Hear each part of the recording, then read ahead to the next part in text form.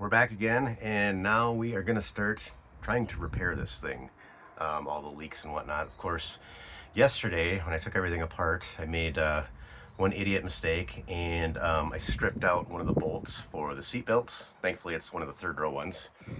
So now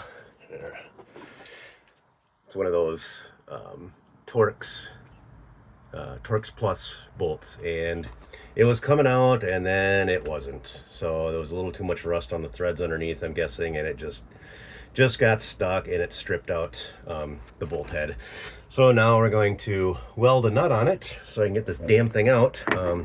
I sprayed it with some penetrating oil, and so I'll weld this on, shoot it with a little more penetrating oil, and then see if we can get her out. But after that's done, I'm gonna go up on the roof and start pulling all the bolts for the roof rail.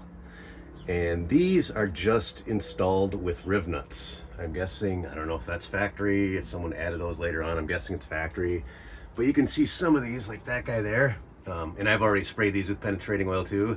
But there was some corrosion and rust on some of these where they were clearly, you know, seeping water, leaking, that sort of thing. So these things are definitely an issue with water leakage. So that's going to be my next step. But I'm going to do this first, and then we'll come back in a bit here. All right, we got some weld in there. Let's see if this thing's going to move.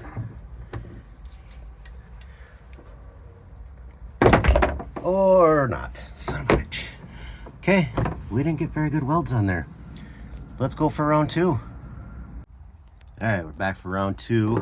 I have worked this back and forth a little bit, and obviously the welds are a little bit better this time. The first time I tried welding on the inside, and I just didn't get down there deep enough to get a good weld on the actual bolt. Most of the weld was on the nut itself. So this time I went around the outside. Worked it back and forth a little bit to break it back loose again, and then I went underneath and I sprayed that with penetrating oil too. So it has been moving, and now it's getting a little tough again, but it's still going. And I'm using a 1/2-inch ratchet instead of the breaker bar, but it's coming. Reluctantly, but it is coming.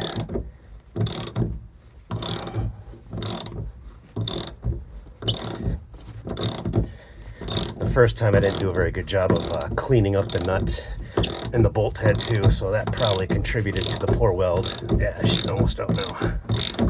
So this time I cleaned them both up with some brake cleaner and a little sandpaper and whatever else. Of course, you melt the crap out of the plastic pieces and whatever that garbage is. But yeah, so it's out. Obviously I'm gonna have to get another bolt, but that's not a big deal. This was a third row anyway, so it's hardly ever used, but I will have to get another bolt in there. So that disaster finally averted, and yeah, freaking thing. And these have these retaining, they're like a little washer, but they've got a little, they're very thin, so they flex, and they've got little cuts in them all the way around, so they hold the bolt in place. They're a real bitch to get off. You basically have to break them to get them off. Yeah, and the bolt itself, there's a recess in there, so it just spins and spins. You can't like thread it out of there. So they're kind of a pain to get off, but it is possible. You just got to be persistent. Flathead screwdriver, some needle nose pliers, flex it back and forth until it breaks, then you can get it off. So now, finally, we're gonna get to these damn things. So I'm gonna go up top here, and I'll show you guys what we got.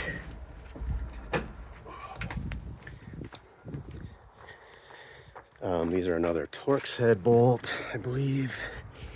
Yes, so we got these guys there, just all along the length here. And I'm sure when these were new, they were fine. They didn't leak, they were sealed. There's some sort of gasket material under there, it looks like. Again, like I said in the other video, I don't know what this is, if this is supposed to be here. I know this thing, I can almost guarantee this roof was repainted at some point. Just because it looks like there's layers of paint here. So I don't know if this is factory or if this was done when they redid the roof. So yeah, this was a vehicle from the Southwest, Arizona, Southern California. So it saw a lot of sun, and yeah, the paint on the top of the vehicle is just really dry. It's cracking. The hood is really bad as well. This thing's only been in Minnesota for, I don't know, what, 5 years maybe. But this is what the hood looks like, you know. So pretty crazy what the sun does. So anyway, gonna move on, get those rails off, and then go from there. And we're back up here, and every single one of these, you can see the cracks in the paint around each and every hole. Some bulging up, but you can see there's water that's been getting in every single one of these. So thankfully these did come out easy. The screws that hold the rails themselves in are a T20 Torx, just a standard Torx, not the Torx Plus. And then there's, in the rail itself, the adjustable attachment points. They're held in by an Allen head. That one's a 5mm Allen head. So yeah, those came out easy. No big deal there, thankfully. And like I said, I did spray them on the inside a while ago, so that potentially helped, but even without that, they would have come out pretty easily. So I just used a 1/4-inch ratchet and the attachments there, and no big deal. So I'm gonna go do the other side, and then I'm going to figure out what I want to do. So I'm thinking I'm probably going to grind these off, and then I'm hoping I can just push them through, get rid of them, and then I'm gonna have to weld all of these holes shut. The other thing you could do is, say if you didn't have a welder, is, you know, if you didn't care about the raised areas, you could clean this up as best as possible. You know, put some, you know, get all the grease and stuff out of there, brake cleaner, whatever, acetone, something to clean it up. And then you could take some JB Weld and fill all those in. That's going to be a lot more permanent than like a silicone or something like that, that is eventually probably going to leak or come loose, or, you know, something of that nature. So yeah, there's options. It just depends on what you have available to you, what tools you have, and what you're willing to do. So hang on for more. All right, guys, here's what we're doing. Basically, I've got this, I found this on another YouTube video. A guy was fabbing something, and it's this adapter wheel, and it uses these pretty stiff discs, and this is a 50 grit, but it just screws right onto your grinder. And it's a lot better for like really flat surfaces. It gives you a lot more control, because like the flat discs, you know, they get that rounded edge, and it gets a little tougher to make clean grinds on flat surfaces. So that works pretty slick. I really like that. But anyway, all I'm doing is grinding down that top lip of the riv nut. So I get, sorry, okay, don't get dizzy. So riv nut ungrinded, riv nut grinded flush with the top of the sheet metal, and then I'm just taking a little punch and putting it in there. I hit it with a hammer, but you can see how easily they pop out. I just pushed down on that a bit, and it popped right out. So once you get that top lip ground off, that's what you're left with, these little hexagonal holes. So it shouldn't be too terrible to fill in with weld. There's just going to be a lot of them. So there's 1, 2, 3, 4, 5, 6, 7, 8, 9, 10, 20 total. This side was way worse than the other side. It's just, yeah, definitely was in need of some attention. So I just can't believe this. Yeah, that's crazy, but it was pretty rough. So I'm gonna keep chugging away with this, and then I'll bring you guys back here when I get that all done. And just like that, those are all done. That literally took me like not even 10 minutes. So the little disc there, ground that lip off, and it was literally to the point I could just set the punch on it and push down, not even hard, and they just dropped right out. So that went super quick. Now is going to be the really tedious part where I am going to start sanding. Oh, Jesus, this is going to suck.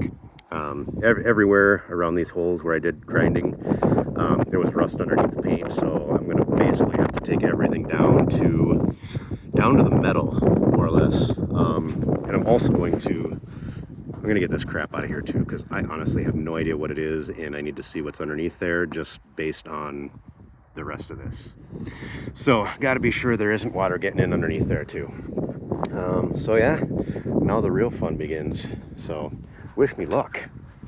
All right, back here again, guys, and I wanted to give you a little update on how things are going here. I've probably been at this for an hour. So it's not fast, it's a slow process.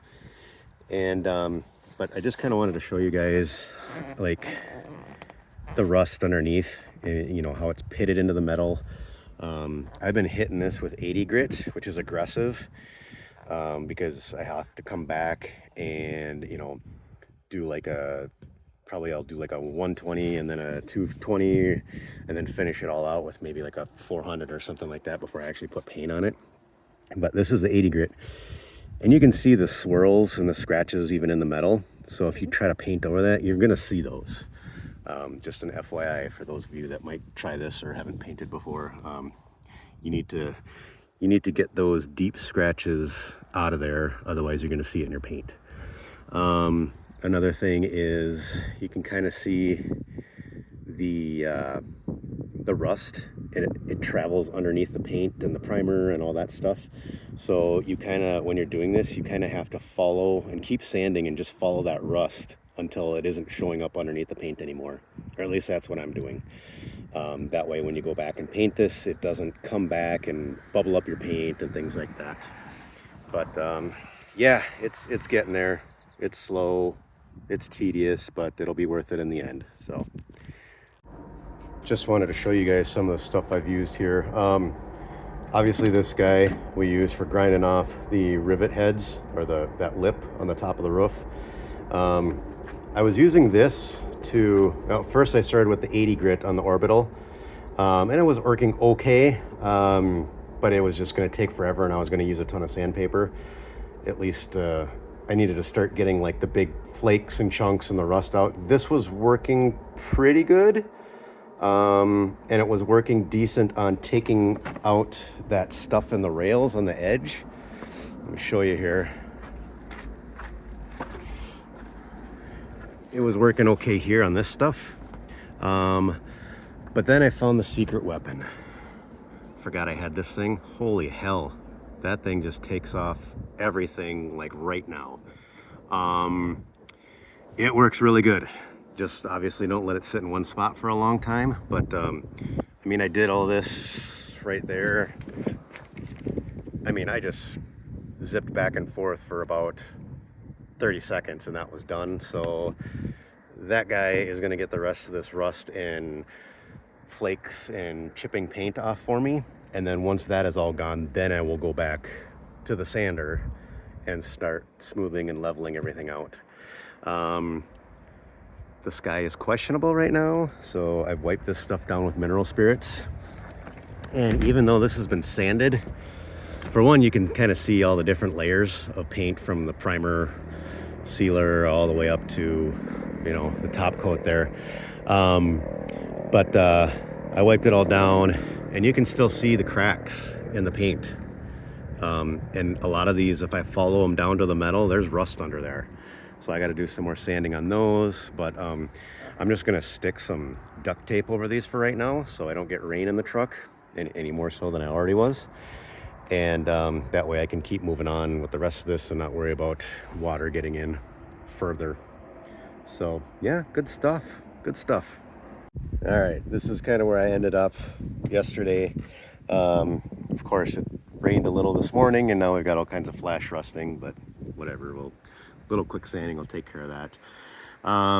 But here's those discs I was using yesterday. I had this one, and it worked great, but man, do they get chewed down fast. I went and bought another one, This one was this was from what, O'Reilly's. Their in-house brand. That thing had like 0 longevity. I probably used that for, Jesus, I don't know, 5 minutes, and it's worn down that much. I mean, this thing was that thick and square on the edge, and it got chewed up pretty quick. So I had bought one of these yesterday as well at the hardware store, and I used that to take out this seam sealer, and I did an awesome job with that. Cleaned that up really nice, got all that stuff out of there. And it's working pretty well too for just getting this paint off, and it's not digging into the metal. So I'll probably just finish up with that before I get into all the sanding to smooth everything out. Because this paint, like, it's so, where it is adhered, it's thick and it's really hard. So it's sanding through it has just not been fun. I just have to be more aggressive with it. But yeah, as far as this goes, taking out that seam sealer and that joint was awesome. Show you the other side here. So that's what is in there. And it chewed that stuff out pretty quick. I think it took me probably 20 minutes to do the other side. You know, had to drive the kids to school this morning. The old Gorilla Tape worked great for that, kept the rain out. But probably will not get onto it today just because of the weather. And I don't have, well, my garage is filled with race cars, so there you go. Priorities, my friends. So yeah, I am going to end this video here, and we will pick it back up when I start welding holes shut, I think. So until then,